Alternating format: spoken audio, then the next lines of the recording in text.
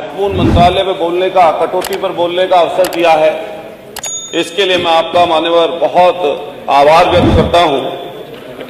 आपकी अनुमति से अनुदान संख्या 37 पर नगर विकास विभाग के अंतर्गत संपूर्ण अनुदान के अधीन मांग की राशि घटाकर 1 रुपये कर दी जाए और कमी करने का उद्देश्य कोई आलोचना करना नहीं है, मान्यवर सुझाव देना है।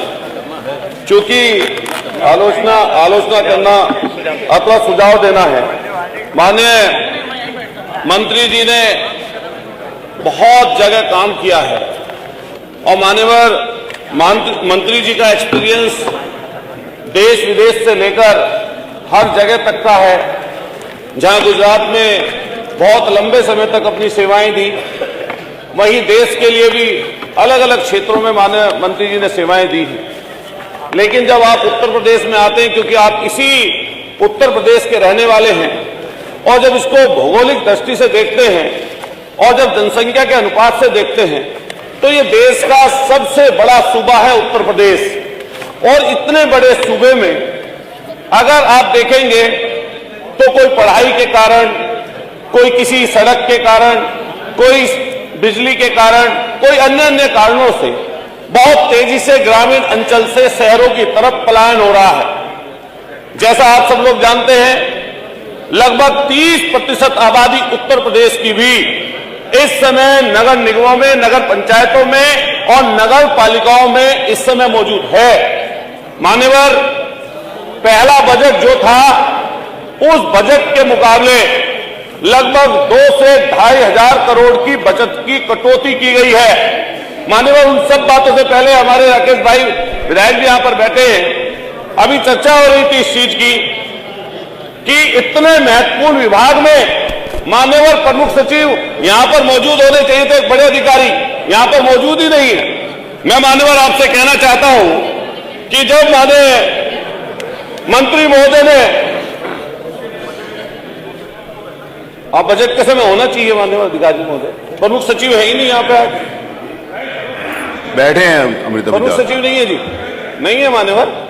अभी नगर विकास से कौन है मान्यवर? इतनी देर का समय खराब ना हो। सचिव बैठे हैं नगर, अभी प्रमुख सचिव भी थे, वो सचिव बैठे हैं मान्यवर। चलिए, वो बैठे हैं सचिव और प्रमुख सचिव। बताइए, हर प्रमुख सचिव को रहना चाहिए, उनको कह रहे हैं कि बजट बढ़ रहा है, लेकिन अपने संपूर्ण बजट का अगर 2021-22 का उठाएं तो लगभग 40% मात्र खर्च कर पाए थे। अगर पिछले बजट का उठाएं, इसमें भी लगभग 37% बजट की माननीय मंत्री जी अभी तक आप खर्च नहीं कर पाए। माननीय मंत्री जी ने जिक्र किया कि हम योजनाएं बढ़ा रहे हैं, ज्यादा देने जा रहे हैं, लेकिन आपकी जो योजनाएं हैं वो इस तरह की है।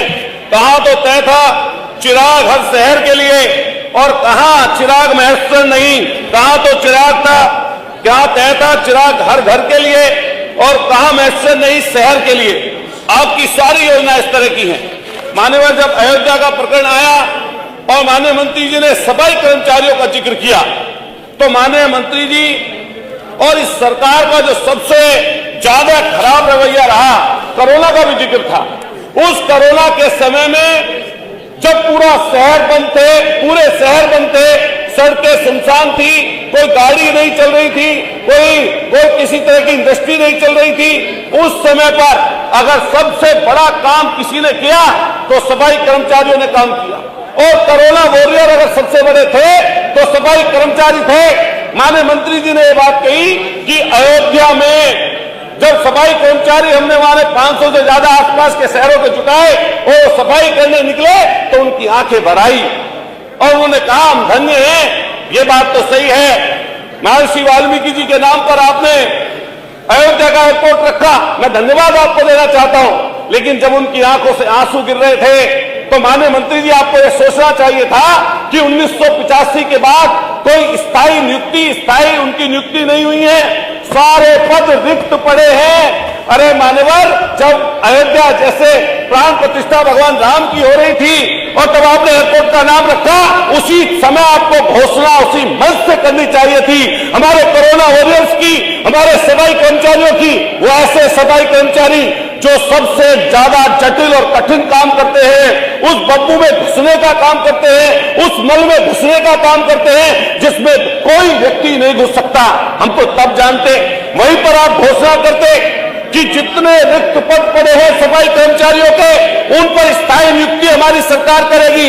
अगर मान्यवर नियुक्ति आप अगर स्थायी नहीं कर पाते तो कम से कम यही घोषणा कर देते, जितने आउटसोर्सिंग पर कर्मचारी है सफाई कर्मचारी, उनको हम लोग कम से कम संविदा पर रख देंगे। और अगर कम से कम संविदा के रखने की बात भी ना करते मान्यवर, उन सफाई कर्मचारियों को जिनको आप आउटसोर्सिंग पर रखते हो, उनको आउटसोर्सिंग पर रखते हो, उनकी तनख्वाह कम से कम सरकार सीधा देने का काम कर देती, जिससे कम से कम ठेकेदार से उनका छुटकारा उनको मिल जाता। लेकिन नहीं, सिर्फ आपको उनकी पीड़ा देखनी थी, उनकी भावनाओं से खेलना था। उनकी भावनाओं से खेलकर आप लोग उनको उसी जगह रखना चाहते हैं। मान्यवर बाबा साहब भीमराव अंबेडकर जी ने संविधान में समता और समानता की बात की है, और जब समता और समानता की बात आती है तो एक तरह के काम के लिए अलग अलग वेतन आप नहीं दे सकते।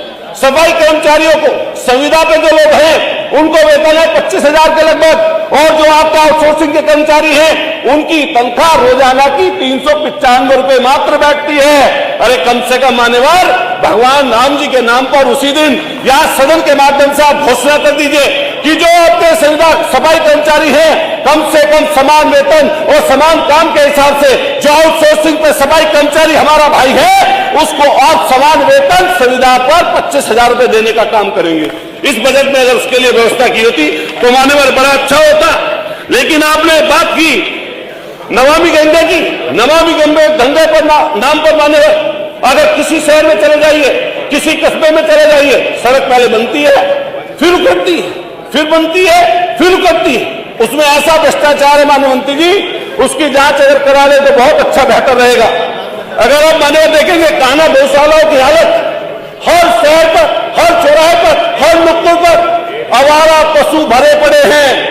कभी तो जान ले रहे हैं व्यक्ति की, कभी किसी के घर में घुस जा रहे हैं। ये जो आपने बजट कान्हा गौशालाओं के नाम पर रखा आवारा पशुओं के नाम पर, ये बहुत कम है। इसको बढ़ाने का काम सरकार को करना चाहिए। और उन्हीं शहरों में मैं खास तौर से मेरठ का अगर जिक्र करूं तो मेरठ में इस समय पर आप चले किसी बड़े शहर में चले जाइए, जहां आवारा पशु जानवर खड़े जिनको सांड भी कह देते हैं हम लोग, लेकिन उसके साथ साथ कुत्ते हैं, कुत्ते आवारा कुत्ते घूम रहे हैं, बच्चों को नोच नोच कर खा जाते हैं, उन पर कोई व्यवस्था नहीं है। मैं अपने मेरठ शहर का बताऊं तो हर दिन कोई ना कोई कुत्ता किसी ना किसी बच्चे को, बुजुर्ग को फाड़ने का काम करता है। इसके बाद बंदर की हालत यह है, जहां कोई देहात में है वही शहरों में कोई महिला हमारी बहन ऊपर नहीं जा सकती, छत पर जाती है तो झपट्टा मारकर गिरा देते हैं। ना जाने कितने एक्सीडेंट उनके हो चुके इस तरह के। मानव हम कहना चाहते हैं आप जो सड़कें लगातार बनने का काम कर रहे हैं, इतना बजट हमने सड़कों के लिए बढ़ा दिया। मान्यवर किसी शहर में जाकर देखिए व्यवस्था क्या है। सड़कों की दीन छीन हालत इस समय पर है, और इतनी दीन छीन हालत है कि बहुत बुरी स्थिति में है। मान्यवर जब हम नगर निगम की बात करते हैं तो नगर निगम किसी में चले जाइए, मैं मेरठ की आपको बता दूं, कम से कम सैकड़ों जगह पूरे प्रदेश में मलिन बस्तियां हैं। मलिन बस्तियों के साथ भेदभाव किया जा रहा है। जहां पर हमारे दलित भाई रहते हैं, जहां पर हमारे मुस्लिम अकलियत के भाई रहते हैं, वहां पर यह सरकार बजट देने का काम नहीं करती। और अगर मेरठ की बात करूं, नून नगर वैशाली रोड हो, चाहे फैलाद नगर हो, चाहे आपके तमाम वार्ड उस तरह के हो जहां पर दलित और मुस्लिम आबादी रहती है, उसके साथ भेदभाव करने का काम करती है। मान्यवर हम कहना चाहते हैं कि आप इस तरह की व्यवस्था करें कि उन मलिन बस्तियों में भी कम से कम विकास होने का काम हो। मैं आपसे मान्यवर कहता हूं, कूड़ा जो आपका है पूरे के पूरे शहर, उनके कई कोने कूड़ों के बड़े बड़े ढेर और पहाड़ लगते जा रहे हैं। उसका वेस्टेज को खत्म करने के लिए जो आपका काम है, मुझे नहीं लगता 100 साल तक भी उस कूड़े का निस्तारण हो पाएगा। उस कूड़े निस्तारण की भी व्यवस्था हमें और आपको सबको मिलकर सोचनी पड़ेगी, क्योंकि पूरे के पूरे शहरों से जिस तरह आबादी बढ़ रही है, कूड़ा बड़ी संख्या में निकल रहा है। दूसरी तरफ पर्यावरण की बात हम लोगों को आप लोग करते हैं। बड़े शहरों में स्मार्ट सिटी के नाम पर आप लोगों ने जिस तरह लोगों को बहकाने का काम किया, आज स्मार्ट सिटी में कई किसी सिटी में चले जाइए, बहुत बद से बदतर स्थिति है। एयर क्वालिटी इंडेक्स पूरे पश्चिमी उत्तर प्रदेश में खास तौर से मैं मेरठ का जिक्र आपको करूंगा, इतनी बुरी हालत है कि व्यक्ति बाहर निकलता है दमे, उससे परेशानी और दिक्कत में आ जाता है। आपको देखिए, मैं मान्यवर आपके माध्यम से माननीय मंत्री जी से कहना चाहता हूं, जो स्वच्छ अमृत योजना की बात की, जो आपने स्वच्छता अभियान की बात की, इसमें सबसे ज्यादा खराब स्थिति इस समय उत्तर प्रदेश की है। जल भराव के बारे में आपने कहा, उन्हीं मलिन बस्तियों में परेशानी और दिक्कत में गरीब व्यक्ति रह रहा है। मान्यवर, हम कहना चाहते हैं, जल भराव की स्थिति में जो आपने आंकड़ा प्रस्तुत किया पैसों का, उसमें कम से कम अभी दुगनी वृद्धि करेंगे, तब वो गरीब लोग परेशानी और दिक्कत से हालात में निपट पाएंगे। मान्यवर, लास्ट बात आपसे करते हुए, लास्ट बात को मैं खत्म कर